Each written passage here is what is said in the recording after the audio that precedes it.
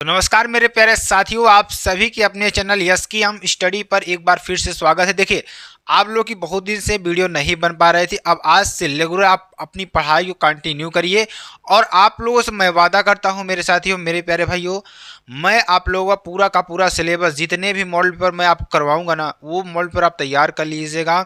मैं 100% श्योरिटी देता हूं कि आपको यहाँ से क्वेश्चन मिलेंगे। अगर नहीं मिलेंगे तो आप बताइएगा मेरे प्यारे साथी, और आप लोग तैयारी कर कर जाइएगा, बेहतरीन तैयारी कर कर जाइएगा। और एकदम मैं वादा करता हूं आपसे कि आपको जो भी क्वेश्चन, इसमें मैं आपको मॉडल पर क्वेश्चन तो बताऊंगा ही, लेकिन मुझे ऐसा लगेगा जो क्वेश्चन आपके लिए इंपॉर्टेंट है वो मैं अलग से वीडियो में बनाऊंगा। सारी क्वेश्चंस को आपको मैं कंप्लीट कराऊंगा। तो मेरे प्यारे साथियों, आप ध्यान दीजिएगा सभी लोग।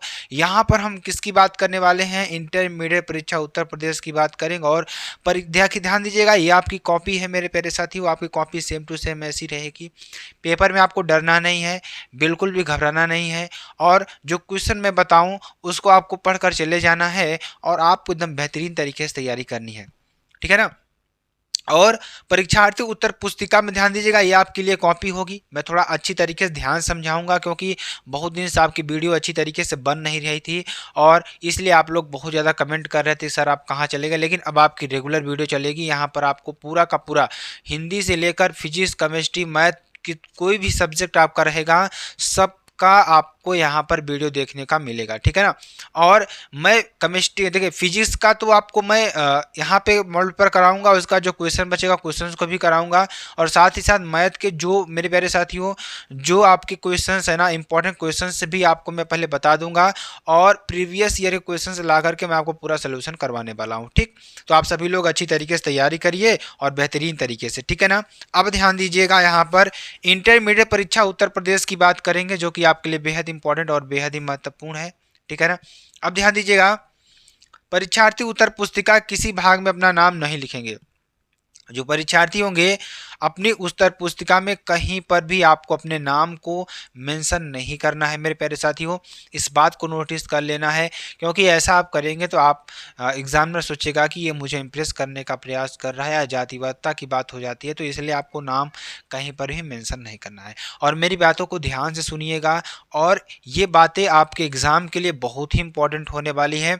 ज़्यादा समय आपको नहीं लूँगा, और मैं आपको जो क्वेश्चन बताऊँगा ना, वो ऑथेंटिकल क्वेश्चंस होंगे और एकदम बेहतरीन से बेहतरीन क्वेश्चंस होंगे, शानदार क्वेश्चंस होंगे, एग्जाम में आने वाले क्वेश्चंस होंगे। ठीक है ना?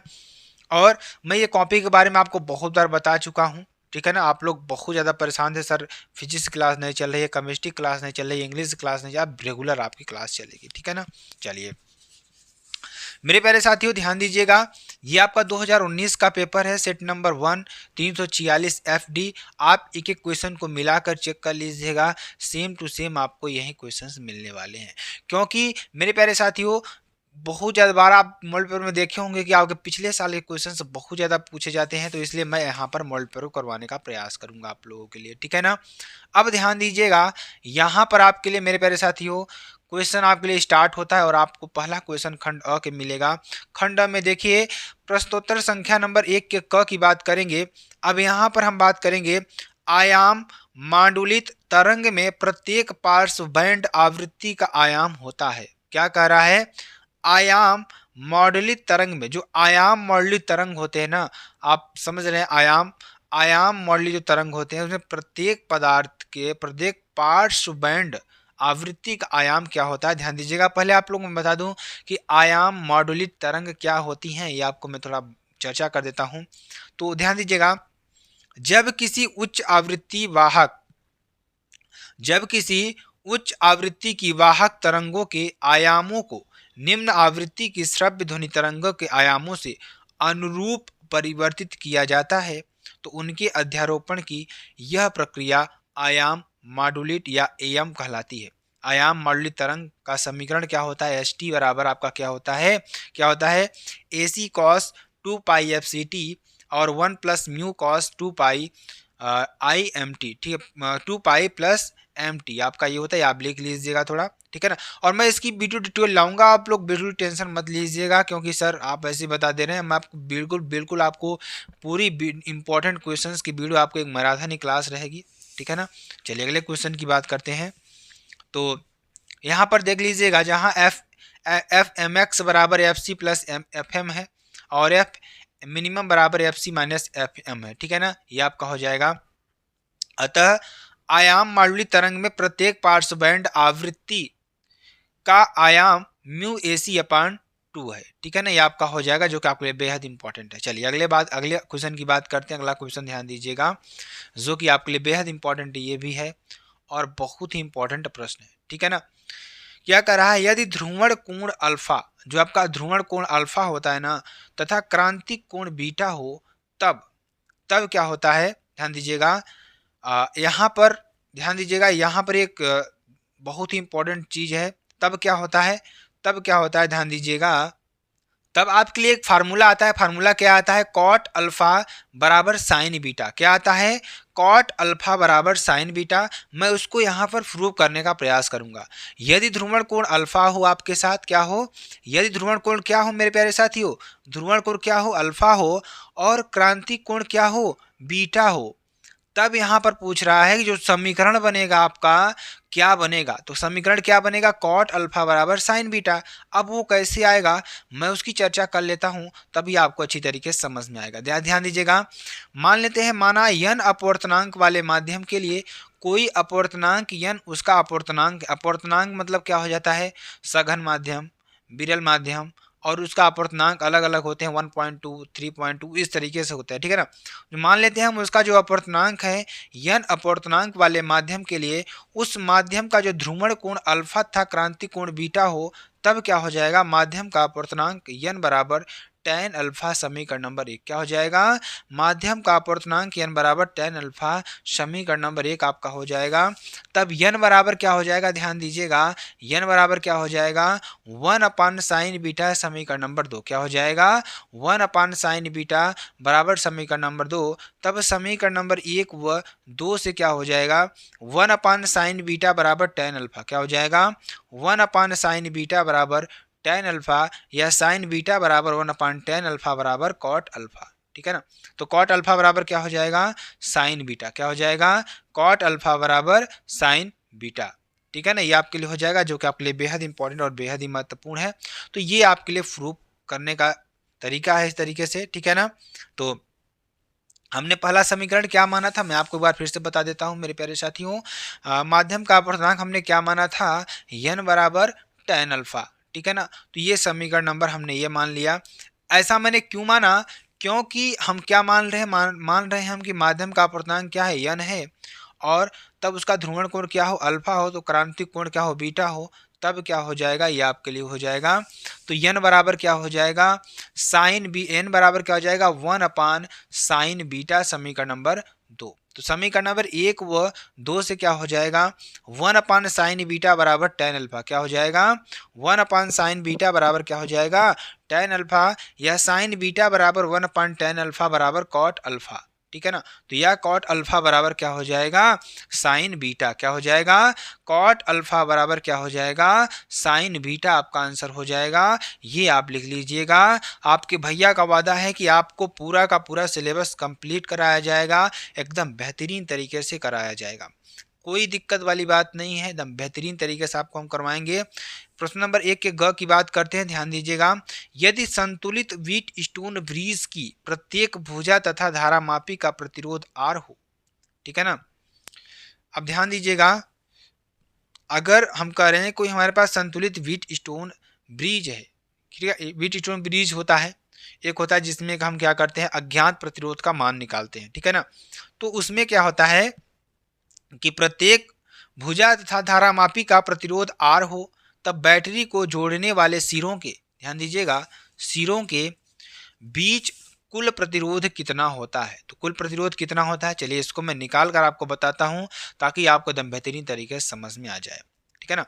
तो क्या कह रहा है, व्हीट स्टोन सेतु व्यवस्था में बैटरी द्वारा परिपथ में धारा प्रवाहित होने पर, क्या होने पर मेरे प्यारे भैया लोग, धारा प्रवाहित होने पर सेतु में लगे धारामापी में कोई विक्षेप उत्पन्न नहीं होता है, उसमें कोई विक्षेप आपको उत्पन्न नहीं होगा। अर्थात व्हीट स्टोन सेतु व्यवस्था के संतुलन स्थिति में धारामापी में कोई धारा नहीं बहती है। ध्यान दीजिएगा, किस स्थिति में, जब व्हीट स्टोन सेतु व्यवस्था में बैटरी द्वारा किसके द्वारा? बैटरी द्वारा परिपथ में धारा प्रवाहित होने पर सेतु में लगे धारामापी में कोई विक्षेप उत्पन्न नहीं होता है, अर्थात ब्रिजस्टोन सेतु व्यवस्था के संतुलन स्थिति में धारामापी में कोई धारा नहीं बहती है। ठीक, तो एबीसी में प्रतिरोध क्या हो जाएगा? ध्यान दीजिएगा, आर एबीसी बराबर आर प्लस आर बराबर 2R आपका हो जाएगा। एडीबी के भी जो प्रतिरोध हो जाएगा आर एडीबी बराबर आर प्लस आर यानी कि 2R आपका हो जाएगा। ठीक है ना, तो ध्यान दीजिएगा, यहाँ से मान लीजिए आपका ये आपका रेजिस्टेंस हो जाएगा, ये आपका रेजिस्टेंस, ये आपका रेजिस्टेंस, ये आपका रेजिस्टेंस। यहाँ से हमने इसको V वोल्टेज जोड़ दिया। ठीक है ना, अब यहाँ पे देखिए, माना बैटरी को जोड़ने वाले जो सिरे हैं आपके पास A व B के बीच जो कुल प्रतिरोध R डैश है, तो 1/R डैश बराबर क्या हो जाएगा? 1/R ACB plus 1/R ADB बराबर क्या हो जाएगा? 1/2R प्लस 1/2R बराबर 2/2R बराबर क्या हो जाएगा? 1/R बराबर R डैश बराबर R। ठीक है ना, ये आपके लिए हो जाएगा। अगले क्वेश्चन की बात करते हैं, एक के घ की बात करेंगे। तो प्रत्यावर्ती धारा परिपथ में क्या, इसमें प्रत्यावर्ती धारा परिपथ में धारा तथा वोल्टेज के समीकरण क्रमशः I बराबर 2 sin ओमेगा टी एम्पियर तथा V बराबर 5 cos ओमेगा टी वोल्ट है, तो परिपथ में शक्ति क्षय कितना होगी? जो परिपथ है उसमें शक्ति क्षय कितना होगी, ये आपको बताना है। ध्यान दीजिए, ज्ञात हमें क्या ज्ञात है? एक प्रत्यावर्ती धारा परिपथ में जो धारा है I बराबर 2 sin ओमेगा टी तथा वोल्टेज V बराबर 5 sin ओमेगा टी बराबर क्या हो जाएगा? 5 sin π/2 प्लस ओमेगा टी। क्या हो जाएगा आपका? V यहाँ पे क्या हो जाएगा? देखिए, इसको हम अगर 90 डिग्री से तोड़ेंगे तो क्या हो जाता है? साइन हो जाता है। ASTC का आप लोग लोड उसमें रूल से होगा, मैं जब आपको पढ़ाएंगे ना तो वहाँ पे आपको अच्छी तरीके से समझ में आएगा कि जब हम देखिए, जब इसको कॉस से साइन में चेंज करेंगे तो यहाँ पे 90 प्लस ये आपका थीटा आ जाता है। ठीक है ना, तो साइन देखिए कॉस थीटा बराबर क्या होता है? Sine 90 plus theta. ये आप लोग पढ़े होंगे इंटर में, अगर आप लोग पढ़े हो तो आप लोग अच्छी तरीके से पढ़े होंगे। ठीक है ना, चलिए आगे देखेंगे। आगे इसमें क्या होगा? उपरोक्त तुलना I बराबर I0 साइन ओमेगा टी से करेंगे तुलना, तो क्या हो जाएगा? V बराबर B0 sign omega T plus 5 से, तो क्या हो जाएगा? I0 बराबर 2A, V0 बराबर 5 वोल्ट, 5 बराबर π/2। ठीक है ना, तब परिपथ में जो शक्ति क्षय आएगी P एवरेज बराबर क्या हो जाएगी? V0/√2। क्या जाएगा? V0/√2 into I0/√2 cos 5। ठीक है ना, आपके लिए हो जाएगा। तो P एवरेज बराबर क्या हो जाएगा? 5/√2 इंटू 2/√2 cos 90 डिग्री। ठीक, तो P एवरेज बराबर क्या हो जाएगा? 5/√2 इंटू 2/√2 इंटू 0। क्या हो जाएगा? P एवरेज बराबर क्या हो जाएगा? 0 आपका आंसर आ जाएगा। ठीक, ये आपका हो जाएगा। चलिए एक के अंगा की बात करते हैं, यह भी क्वेश्चन आपके लिए बेहद इंपॉर्टेंट है। तो क्या कह रहा है? प्रकाश विद्युत प्रभाव के प्रयोग में, किसमें? प्रकाश विद्युत प्रभाव के प्रयोग में आपतित प्रकाश की आवृत्ति V तथा निरोधी विभव V के बीच खींचे गए ग्राफ की ढलान होती है। क्या होती है? मैं आपको ये बताऊंगा। तो आइंस्टीन के अनुसार क्या होता है? 1/2 mv² मैक्स बराबर h v माइनस V0। तो यहाँ पे क्या हो जाएगा? यदि Q कूलाम का आवेशित कण V वोल्ट से त्वरित हो, ध्यान दीजिएगा, यदि हमारे पास क्या हो? कोई Q कूलाम का क्या हो? आवेशित कण हो जो V वोल्ट से त्वरित हो। कितने वोल्ट से? V वोल्ट से त्वरित हो, तो के मैक्स बराबर क्या हो जाएगा? EV0। यहाँ क्या हो जाएगा? EV0 बराबर H V minus H V0, यानी V0 बराबर H/E into V minus HV अपान E आपका हो जाएगा। ठीक है ना, चलिए ध्यान दीजिएगा। अतः y बराबर क्या हो जाएगा? mx प्लस सी से तुलना करने पर, क्या करने पर?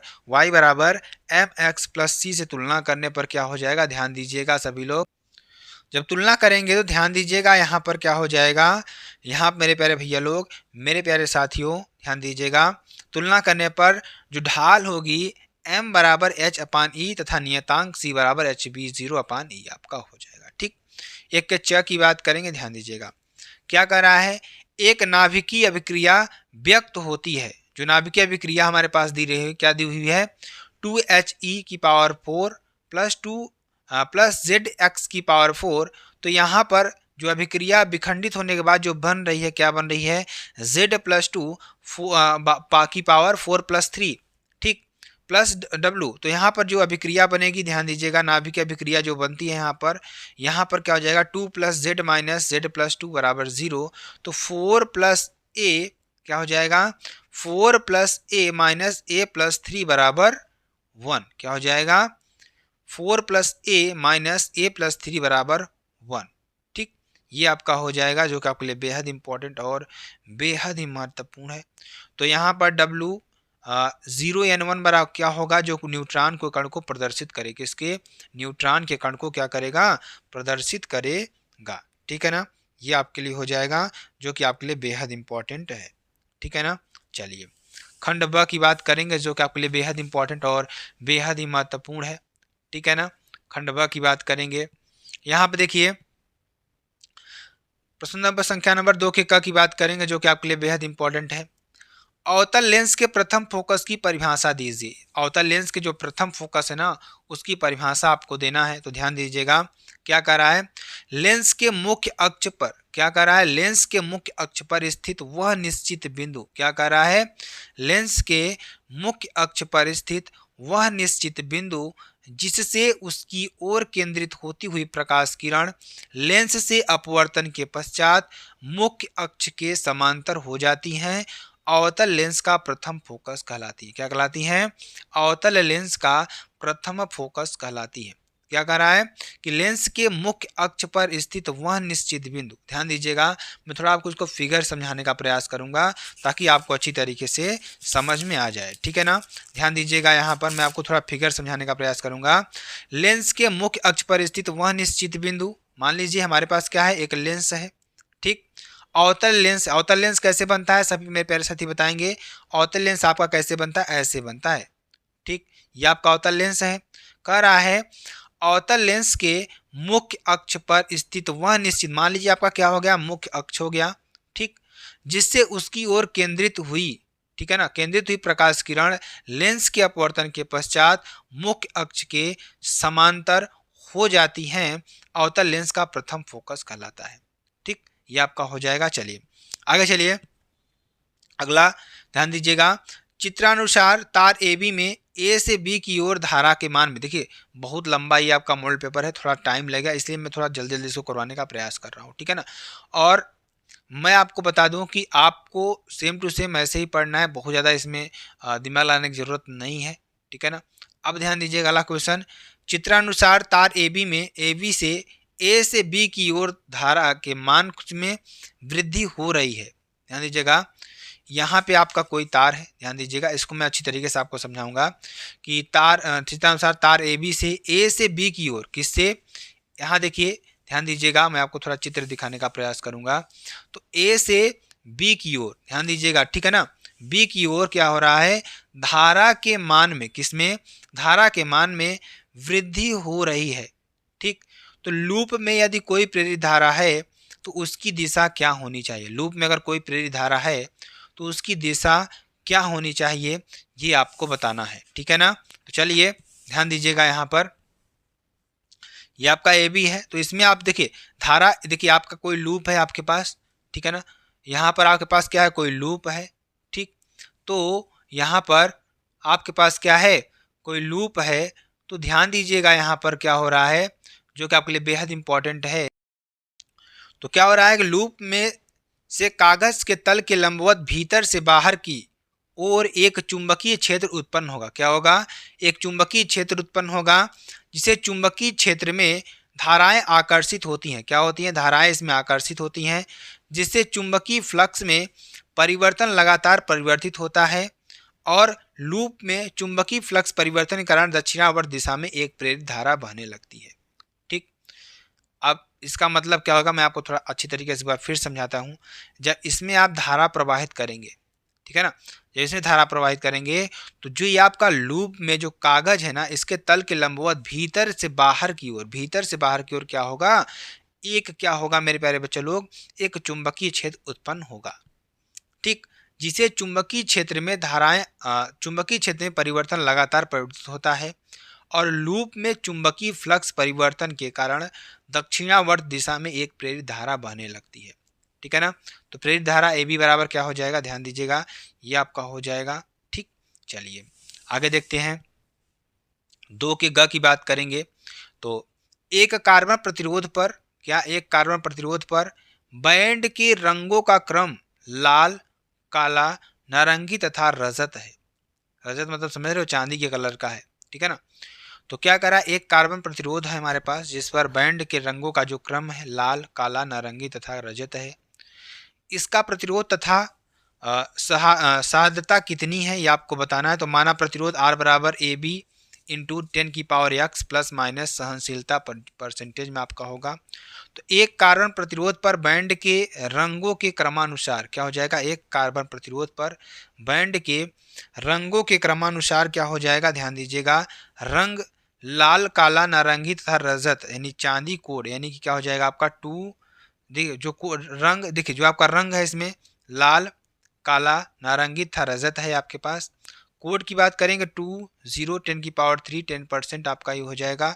अतः प्रतिरोध R बराबर क्या हो जाएगा 20 इंटू 10⁻³ प्लस माइनस 10% आपका हो जाएगा। ठीक, चलिए 2 के घ की बात करेंगे। वाटहीन धारा का क्या अर्थ है ये आपको बताना है कि वाटहीन धारा क्या होती है ये आपको बताना है। ठीक, तो चलिए वाटहीन धारा के बारे में समझते हैं क्या होती है।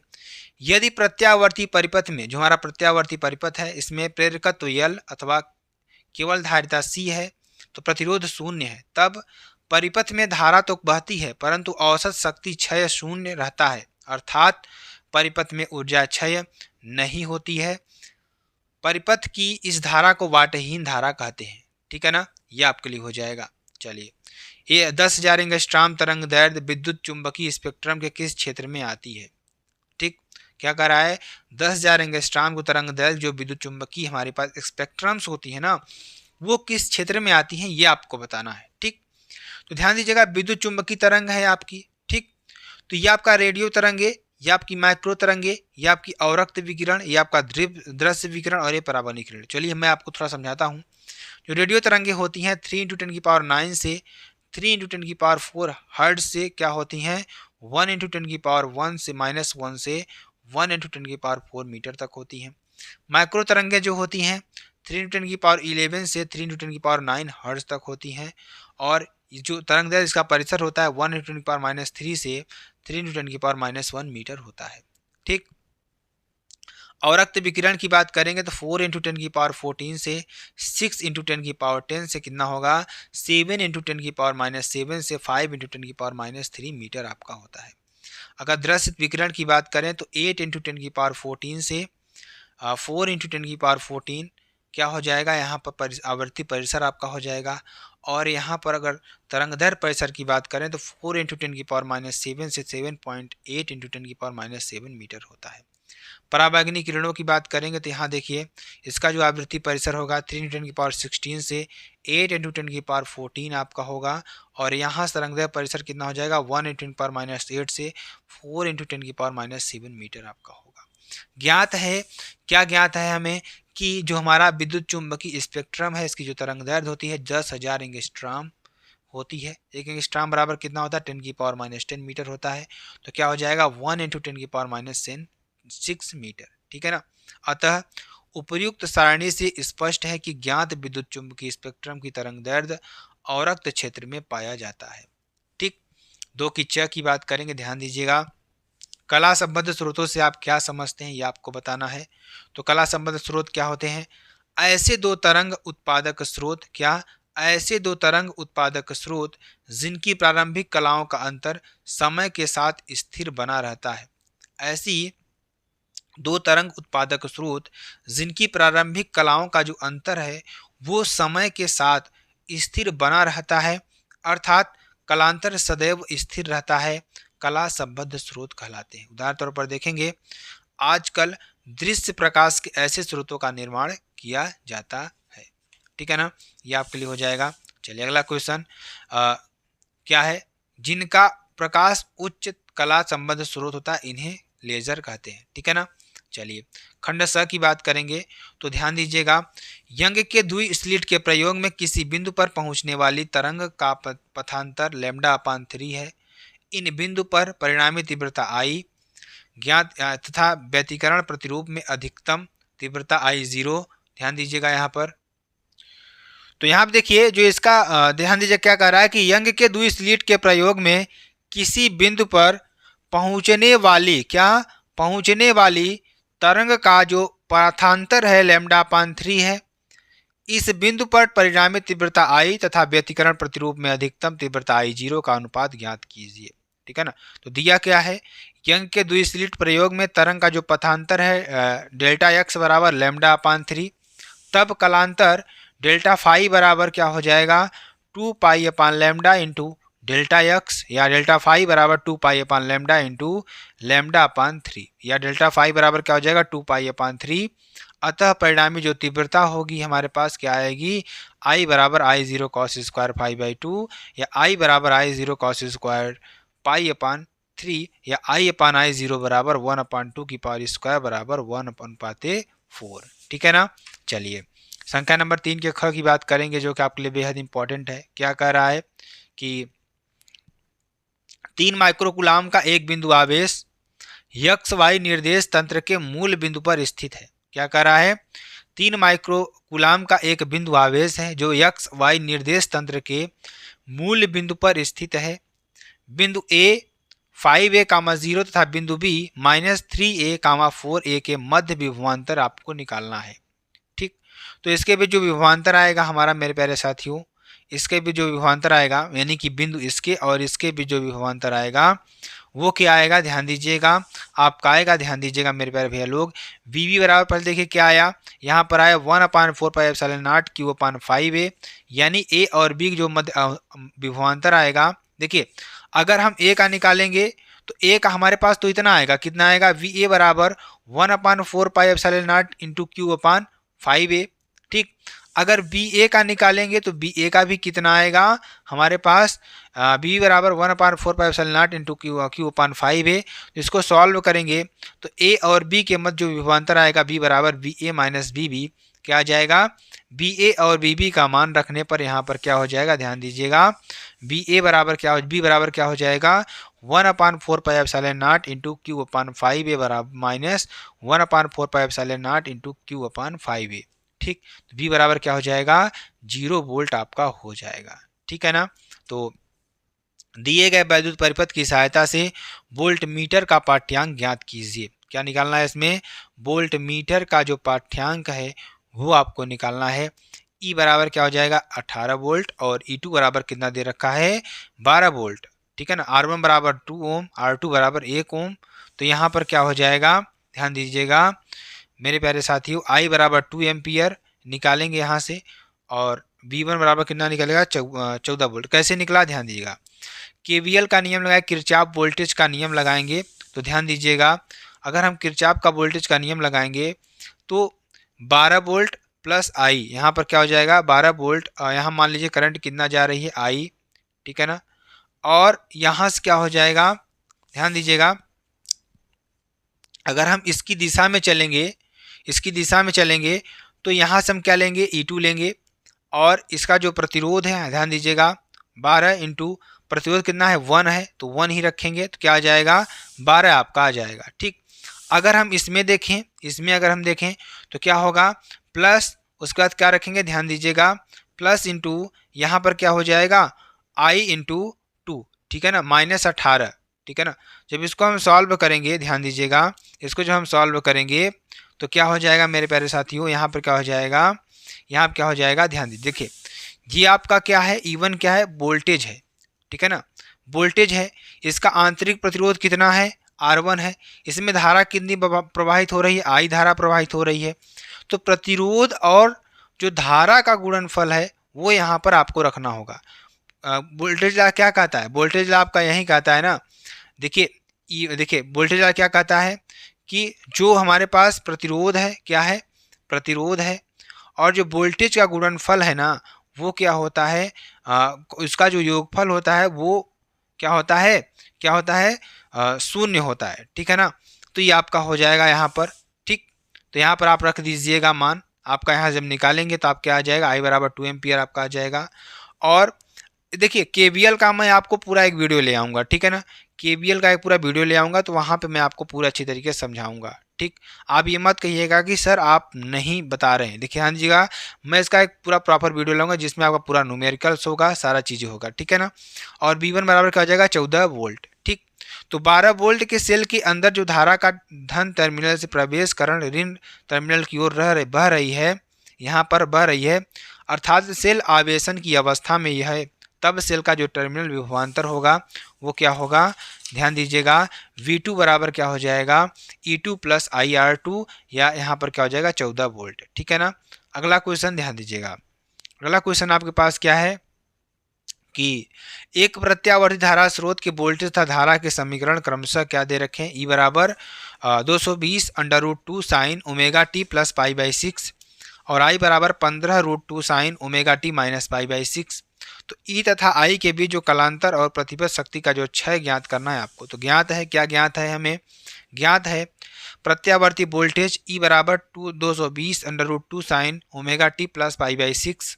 ठीक, तो प्रत्यावर्ती धारा I बराबर क्या हो जाएगा 15 √2 sine omega T minus pi by 6। तो उपरोक्त समीकरण की तुलना E बराबर E0 sine omega T plus phi 1 तथा I बराबर I0 sine omega T plus phi 2 से करने पर क्या हो जाएगा, फाई 1 बराबर क्या हो जाएगा पाई बाई 6 कामा फाई 2 बराबर पाई बाई 6 माइनस पाई बाई 6। ठीक, तो यहाँ से E0 बराबर क्या हो जाएगा 220 √2 कामा I0 बराबर माइनस 15 √2। अतः E तथा I के बीच जो कलांतर है फाई बराबर फाई 1 माइनस फाई 2 या फाई बराबर पाई बाई 6 माइनस पाई बाई 6। ठीक है ना, आपके लिए हो जाएगा।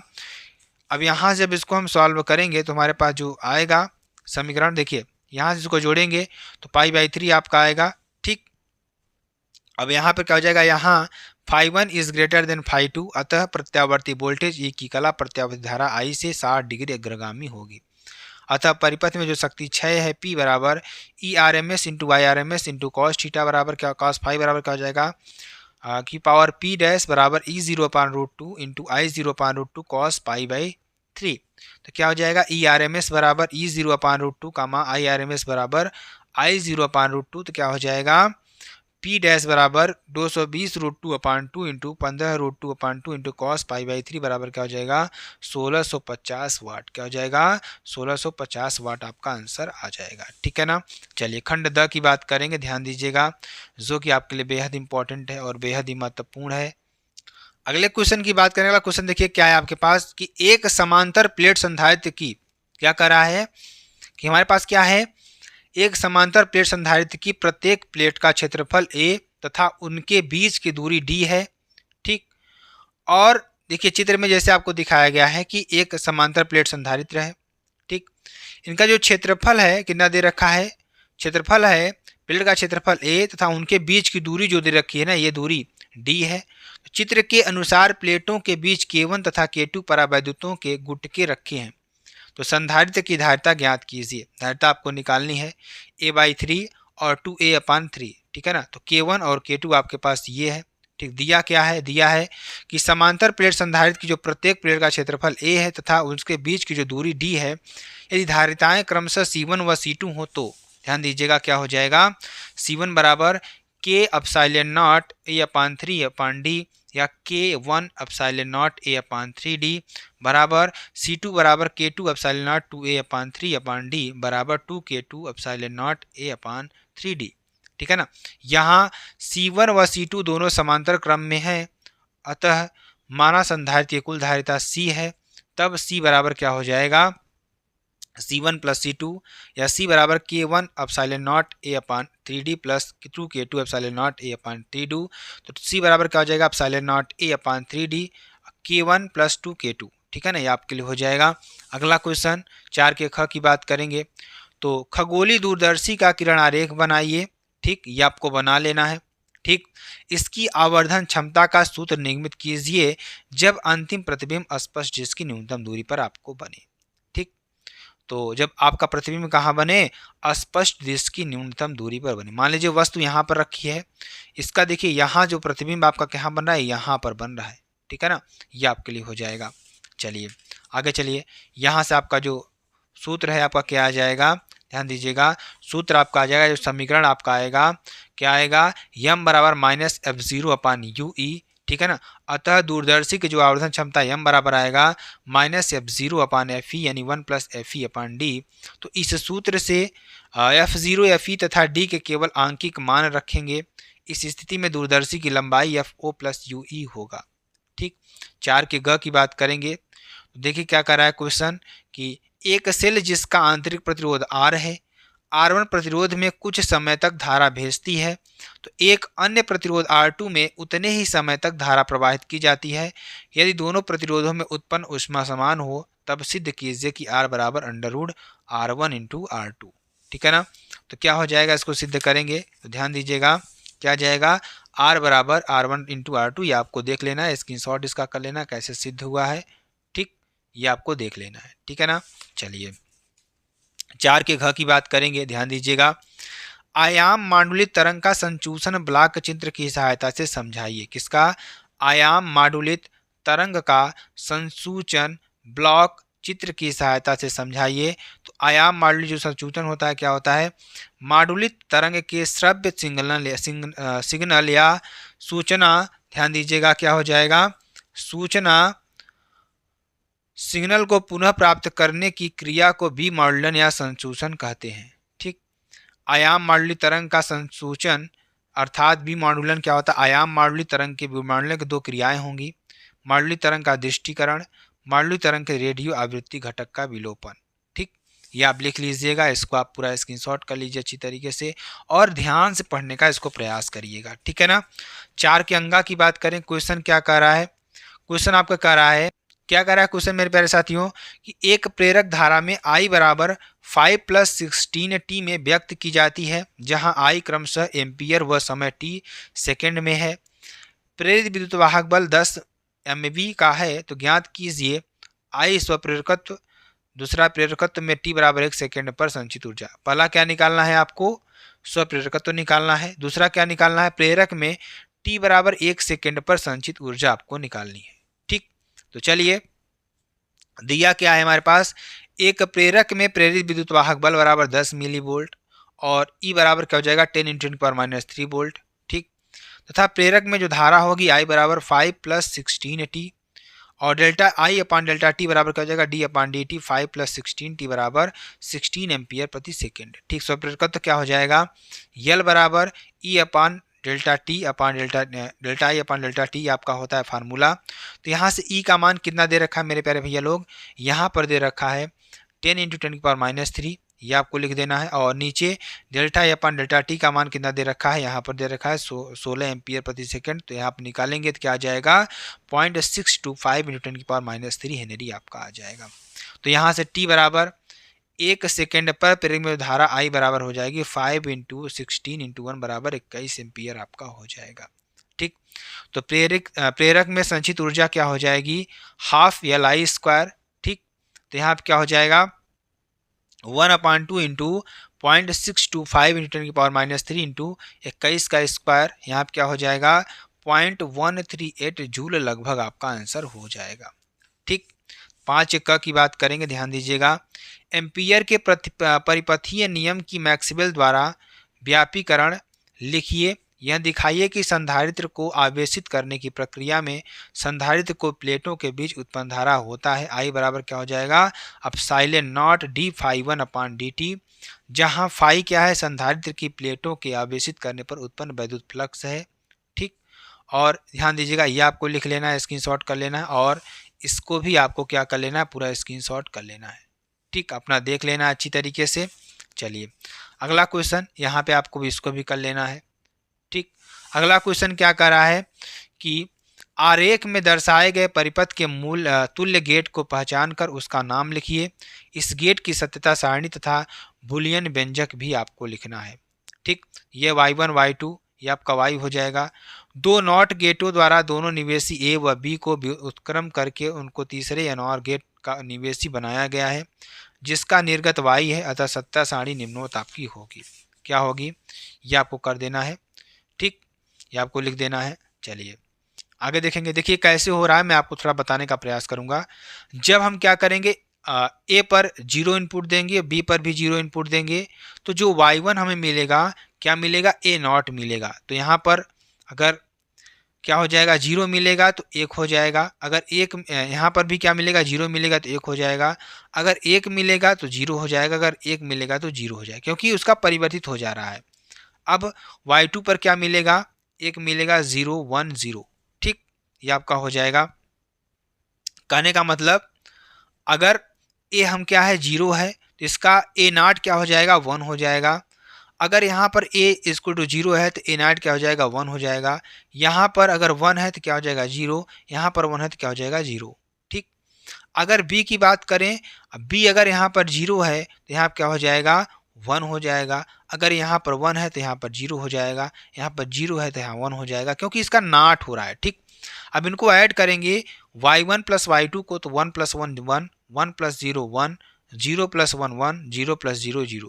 ठीक, अगर इसका नॉट करेंगे, यदि y1 प्लस वाई टू का नॉट करेंगे तो 0 0 0 1। ठीक, समझ में आया कि नहीं समझ में आया। स्पष्ट है कि y बराबर y1 प्लस वाई टू बराबर ए नॉट प्लस ए बी बराबर क्या हो जाएगा, ए नॉट बी। इसलिए परिपथ एंड सक्रिया का अनुपालन करेगा।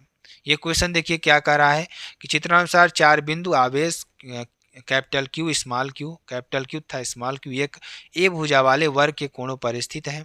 ज्ञात कीजिए पहला क्या ज्ञात कर, आवेश क्यू पर परिणामी वैद्युत बल। दूसरा क्या ज्ञात कर, निकाय की वैद्युत स्थिर ऊर्जा। ठीक है ना, ये आपको निकालना है।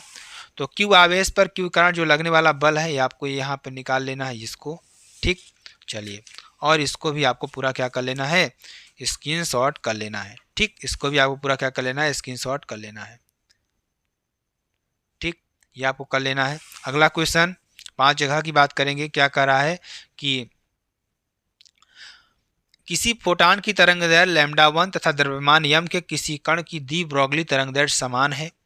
सिद्ध कीजिए कि फोटान की गतिज ऊर्जा तथा कण की गतिज ऊर्जा का अनुपात 2 लैम्डा एम सी अपान एच है, जहाँ एच प्लांक नियतांक तथा सी प्रकाश की चाल है। ठीक, दिया क्या है, हमें दिया है यम द्रव्यमान के किसी कण की जो द्विब्रोगली तरंग दैर्ध्य है किसी फोटान की तरंग दैर्ध्य लैम्डा के समान है।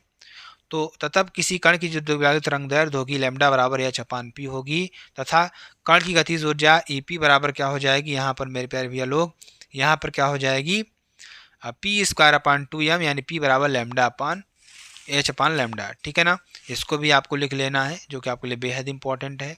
ठीक, अगला क्वेश्चन ध्यान दीजिएगा। क्या कर रहा है कि एक धारामापी का प्रतिरोध 50 ओम है तथा का मान 0.05 एम्पियर है। इस धारामापी का 5 एम्पियर परास के मीटर में बदलने के लिए कितनी लंबाई के शंट की आवश्यकता होगी। तार का परिक्षेत्र क्षेत्रफल 2.97 × 10⁻² सेंटीमीटर स्क्वायर तथा तार के पदार्थ का जो विशिष्ट प्रतिरोध है 5 × 10⁻7 ओम मीटर है।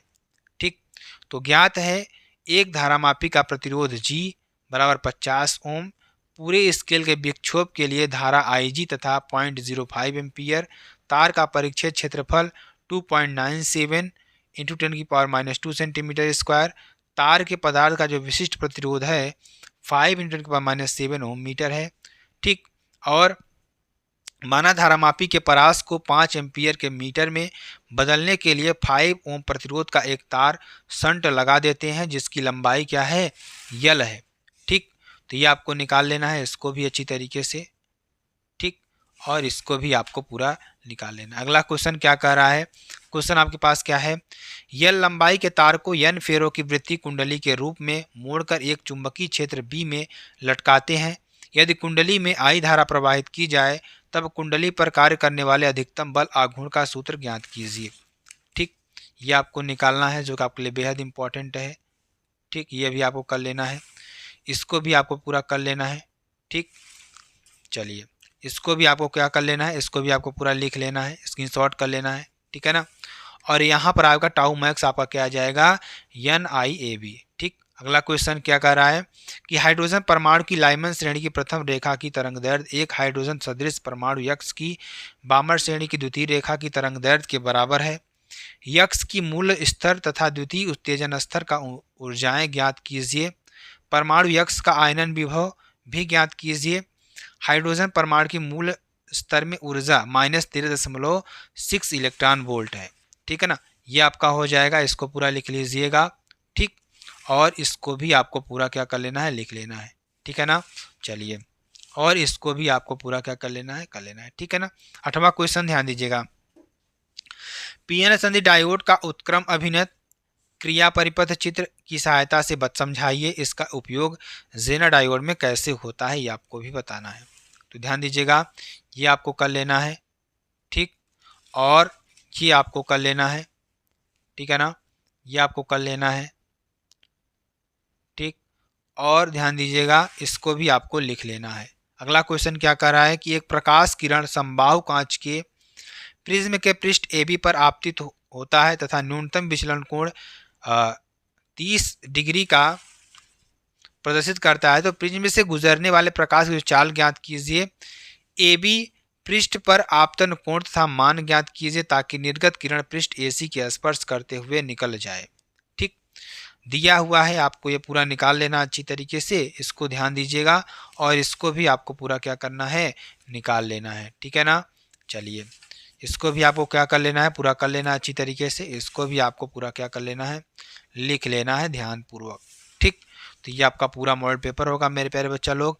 अगर आपको वीडियो पसंद आती है, आप चैनल को लाइक शेयर कमेंट सब्सक्राइब जरूर कर सकते हैं। फिर मिलते हैं नेक्स्ट वीडियो में नए टॉपिक के साथ, तब तक के लिए जय हिंद जय भारत।